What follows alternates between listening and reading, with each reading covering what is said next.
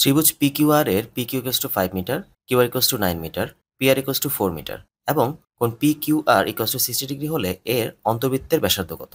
অর্থাৎ আমাদের একটি ত্রিভুজ দেয়া আছে যার নাম হচ্ছে PQR, এর PQ হচ্ছে 5 মিটার, QR হচ্ছে 9 মিটার এবং PR হচ্ছে 4 মিটার। কোণ PQR হচ্ছে 60 ডিগ্রি। তাহলে এই ত্রিভুজের অন্তর্বৃত্তের ব্যাসার্ধ বের করতে বলা হয়েছে। আমরা কোন ত্রিভুজের অন্তর্বৃত্তের ব্যাসার্ধ নির্ণয়ের সূত্র জানি যে ক্ষেত্রফল ডিভাইড বাই অর্ধপরিসীমা।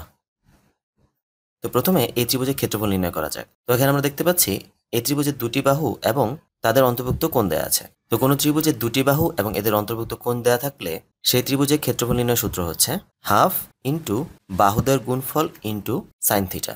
এখানে থিটা হচ্ছে 60 ডিগ্রি ডিভাইড বাই অর্ধপরিসীমা, দ্যাট মিনস পরিসীমার অর্ধেক, অর্থাৎ 5 + 4 + 9 পরিসীমার অর্ধেক হচ্ছে ডিভাইড বাই।